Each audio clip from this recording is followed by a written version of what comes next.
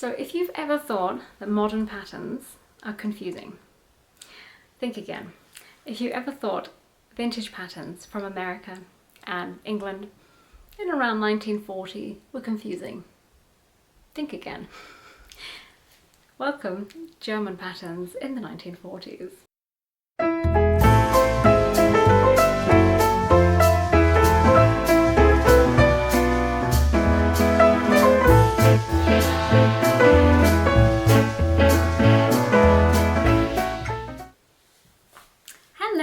Welcome to Emily Kate Made This. I am Emily Kate and I'm coming to you from Berlin in Germany.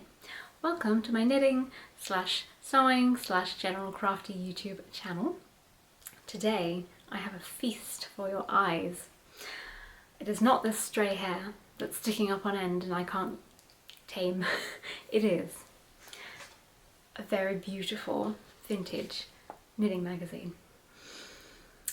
It's just so beautiful that I get the inside of me just does this. I can't even explain it. I stop breathing and feel so much excitement. So I thought I would show you some of these patterns.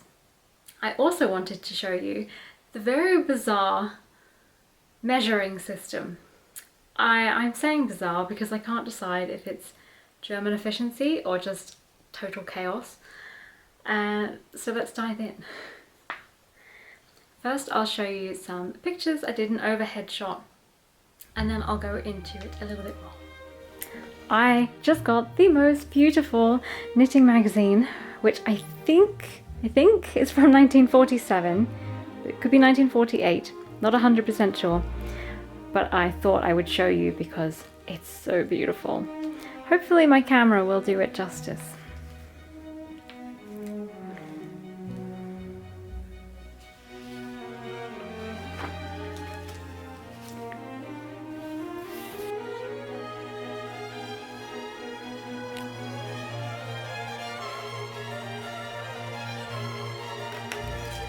Look at this outfit! I love it so much.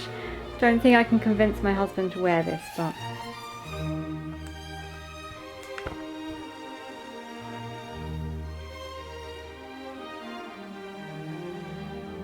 isn't that adorable?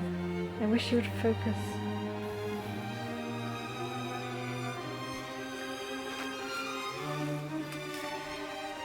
Also not convinced my husband would wear this, so don't think I'll be making that, but this outfit, yes please.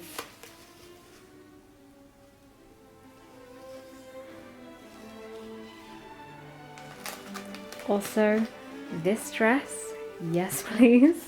Oh, we missed a page. I'll go back in a minute. Look at this dress. Oh my gosh. Little autumn number. And I love the shape of this top. I feel this could be my shape. This could be the thing that I'm looking for in my life. This outfit. This page is falling apart. This outfit. The pages are falling out of this magazine, so gotta be gentle.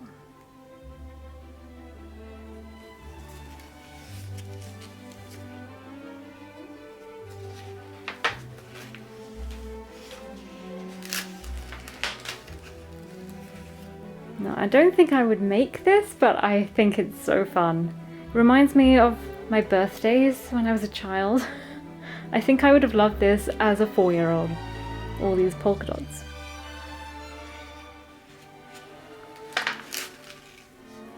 I adore this outfit and this outfit. This is one of my favourite pages. I haven't figured out if this is a coat lining or if it's a scarf.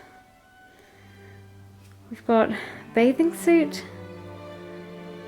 pullover and jacket. I can't imagine the whole jacket is knitted. If that's an entirely knitted jacket, that would be epic.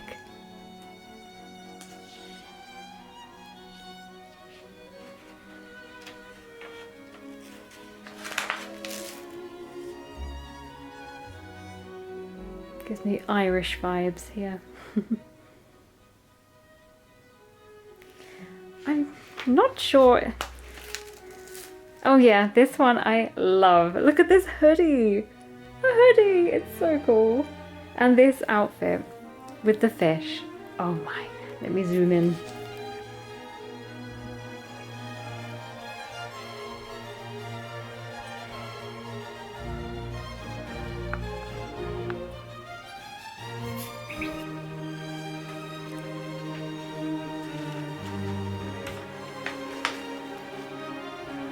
Seahorse.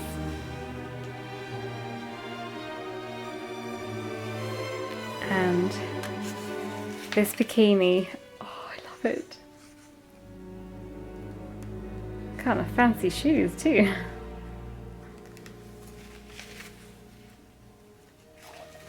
This is my absolute favorite outfit from all of them. I want to make this so badly.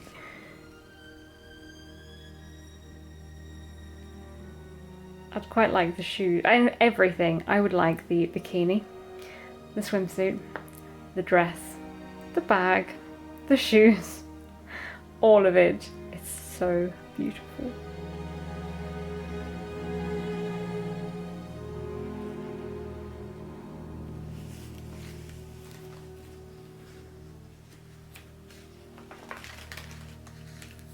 Little Schmetterling butterfly dress.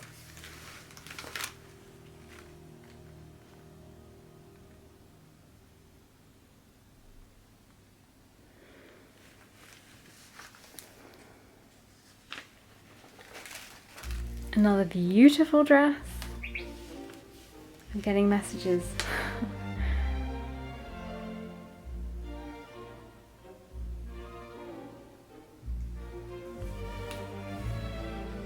I mean, how cute would it be to have this little jacket over this dress? Ah, oh, just perfect. This one I find really fun. I don't know that I would wear it, but I am intrigued. Perhaps it's just because it's black and white. Maybe if it was green and white, I would be like right on it. Focus. I just love these shapes. It is very new look. I think it's from 1948. Now I think about it again. But it could be later.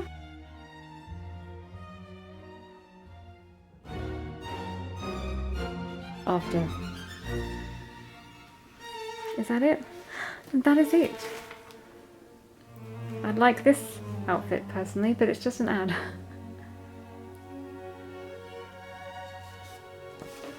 I hope you enjoyed that. Interestingly, I never saw this in there. I wonder where this pattern is. Perhaps it's just... that is a point. I never saw that pattern in there. This entire dress was never in there. I will have to get searching and see if I can find it in any way. Okay, it seems like they do a sort of combination where they have this seahorse on here, and then they take the fish from this one and put it on there. But I don't know where they get the pattern for the jacket and here and the dress, because they're not actually here. Interesting. Maybe they take like the style of this one and add the fish to it. But I haven't found this, unless they are taking this neckline.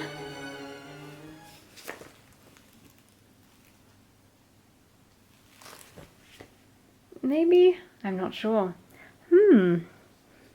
I didn't even want to make this dress, but now I know that I can't. I suddenly want to make it even more. Okay, so I hope you enjoyed your little flip through. Now, the history. I'm not 100% certain of the date. I'm trying to use the internet and trying to figure out when this was published, where it was published. It's confusing me slightly, so if any of you are German history buffs, please let me know in the comments or send me a message on Instagram or my email. It's all linked down below. So for any German history buffs, I apologise for any mistakes that I make, but I don't really know how to research this like efficiently, but from my understanding, this company is East German because it's Leipzig, and Leipzig was in East Germany. In 1948, which I think is when this was published, this is where I get confused, because although Leipzig is German, obviously, Leipzig is East German, it has Deutsche Mark, and in East Germany they had the East German mark in 1948, and the west of Germany had Deutsche Mark. So that's one reason I think this is West German. The other being that the advertisement is in Freiburg, which is in the west. Technically it's in the south, but the West Germany, if we're talking history. And also the fact that there's so many dresses, so much wool, so many patterns. This is not what you would typically see from my understanding of East German clothing. So I am slightly confused why the company is East German and selling to West Germany, but perhaps that's normal, perhaps they did that. I know from 1950 the company moved to West Germany. If I remember, I'll put it here, but basically I looked on Wikipedia and that's where I learnt this.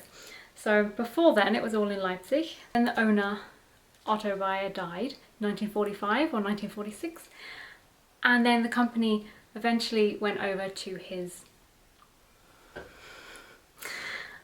and that moved to West. I believe this is West German, but I don't know 100%.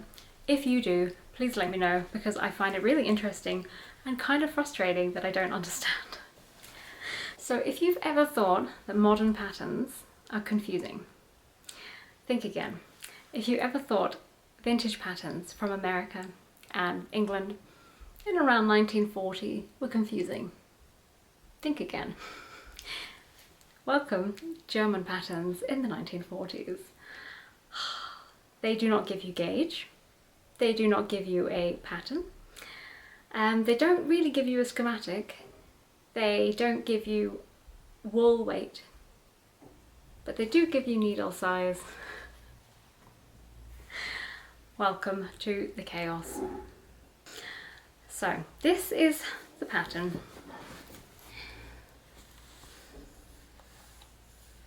And this for this dress.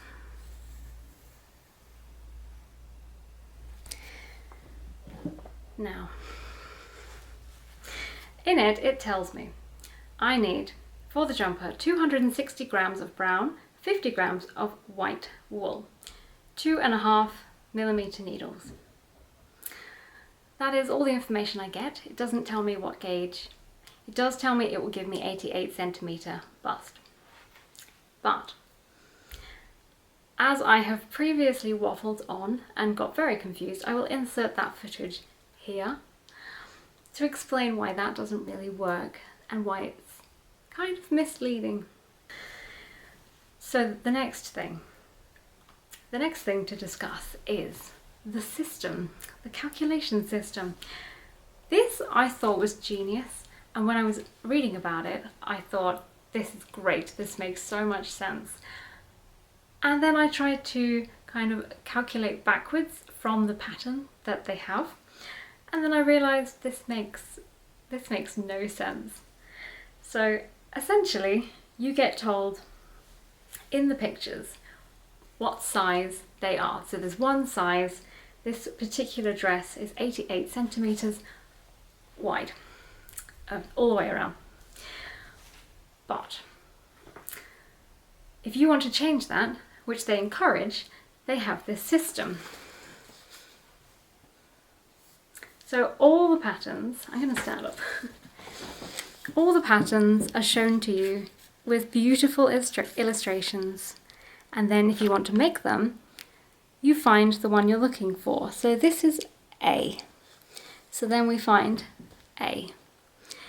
This is how you make this whole outfit. So you've got the front and the back bodice, you've got the waistband, you've got the arm bands, you've got the waistband for the skirt, and then the skirt is this number 5 at the back. What you have to do is every square is 2 centimeters. So, and every cross is cast on stitches. So you have to look at how many. So if there are 5 crosses, that would be 10 centimeters. Using your gauge that you did earlier, that's how you're going to calculate how many stitches to cast on and how many to knit across and up and all the things.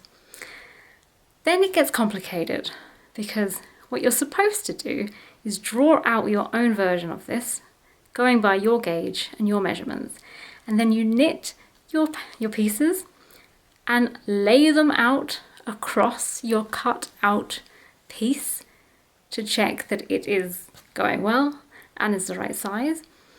But you're supposed to steam it as you go and lay it down on your piece, and you just do your increases and decreases as it fits onto the paper, which just seems very confusing. And I don't really know how that's supposed to work very efficiently, but hey.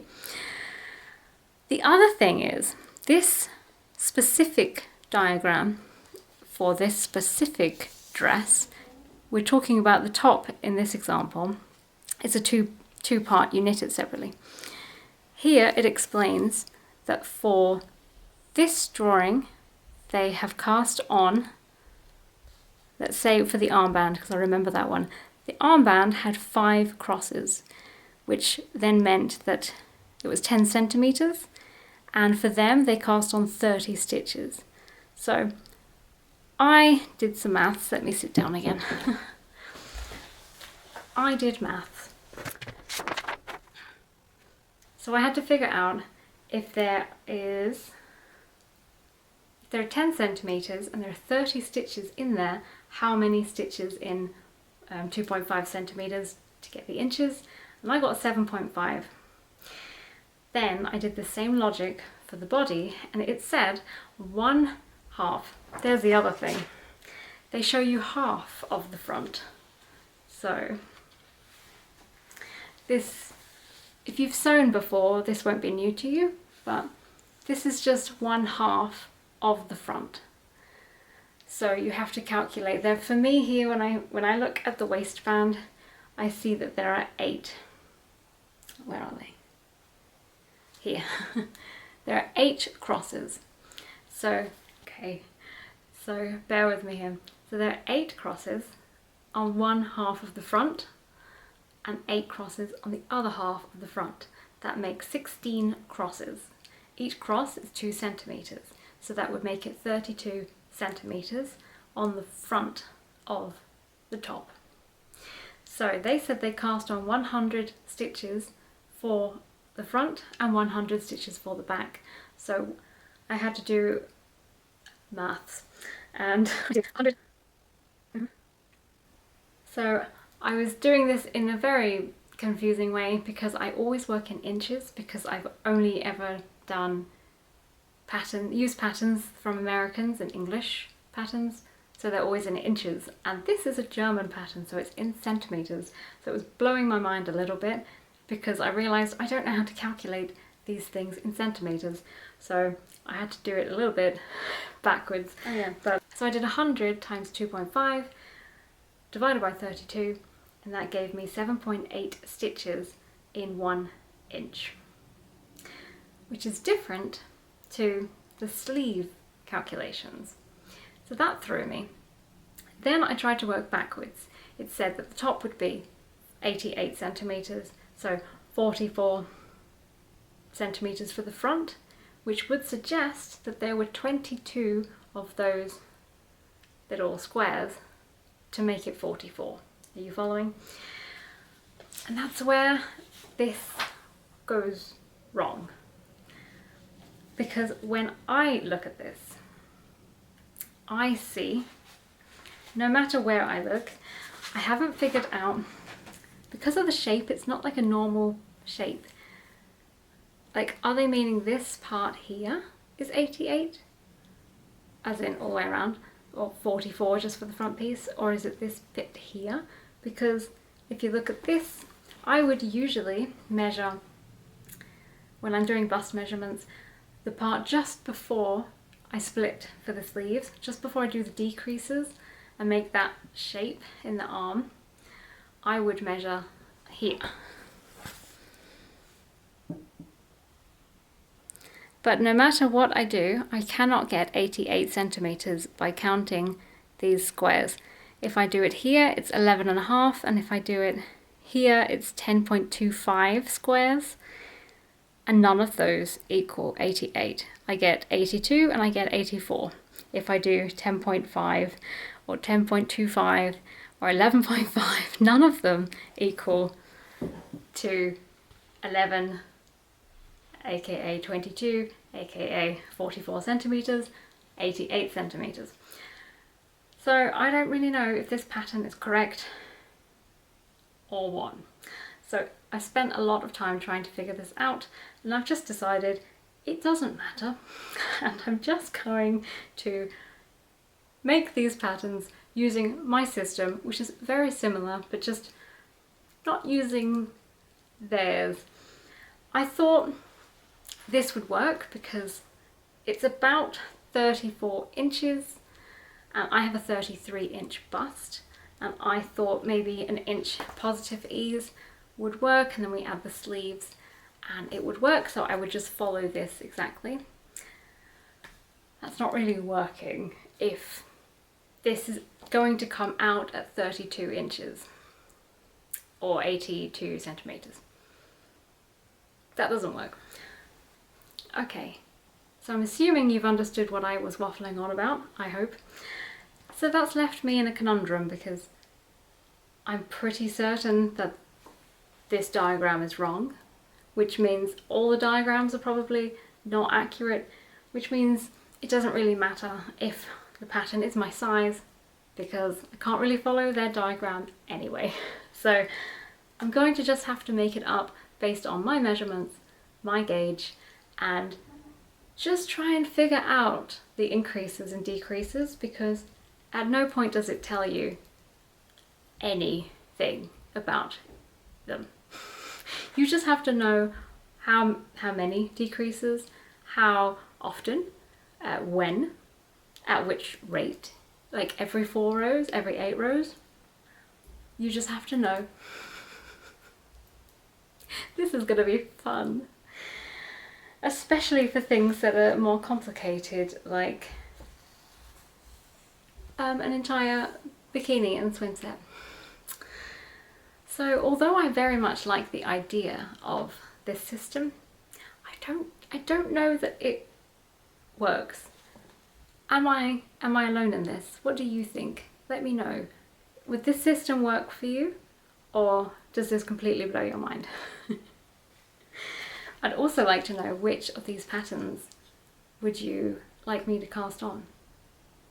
I genuinely would, I'd take them all. I'd take one of each. This one is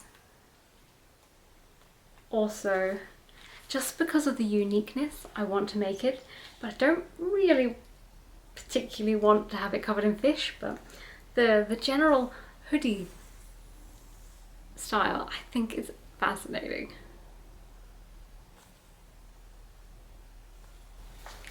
And I do have the soft spot for this one, which has a delightful name. It's a Vestover. I love that name. I'd love a Vestover, and I'd like this one. And I don't remember what size you are. A, B, C. See, this one is 92 centimeters. See, this is the other thing. Because there are no actual schematics, just these drawings, and they don't seem to add up. I'm curious and I'd like your input. Do you think when they say it's 92 centimeters that they mean including the sleeve ribbing? Because you add those on separately at the end. Do they mean 92 from there to there?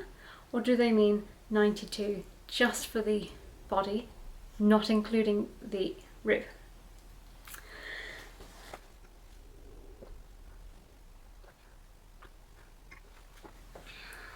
Because if I put that logic onto this one, it doesn't work, because those sleeves that are knitted on later, they're 10 centimeters wide each, so 20 centimeters extra, and the body definitely is not 68 centimeters wide, so that doesn't work.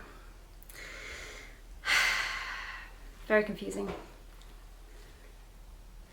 I would also like your opinion on how much ease you think both this one and this one, how much ease would you put in? Like if I have a 33-inch bust or a centimeter bust, how many centimeters or inches of ease would you personally add? I'm not sure, maybe 2 inches? Don't know, I've never made a vest over before. So yes, I am delighted, and I have a couple more of these that I would love to show you if you are interested. So let me know in the comments. Okay, so thank you for taking this small little journey into 1940s Germany, and I will see you next time. Bye! To mention as well that it's entirely swimwear, like it's for the beach and bathing, and it's just so beautiful. What makes me laugh is that it's entirely knitted in wool, so she's got an entire wool knit dress to go to the beach with, interestingly enough, what looks like winter snowshoes. And then she has her knitted bikini at the beach in her high heels with a massive wool coat on, like a colourwork wool coat. Same here. For a lovely beach day, she's in her almost floor-length wool dress and coat. This one is just so fun because, I mean, I don't even need to explain it. Look at that, it's just beautiful. And this one makes me laugh because if somebody said to me, and of course I'm being stereotypical here, but if somebody said to me, what would you imagine a woman, an adult woman in the 1940s in Germany wore? I wouldn't put her in an adorable butterfly dress, knitted butterfly dress. I definitely need to find more photo evidence of people wearing these clothes in the 40s and the 50s because they are amazing. Especially this one. I am so in love. But I mean, look at this cabled jumper for summer, for the sea, for beachwear. It blows my mind. And this hoodie, all in wool. I don't know that I've put that point across enough.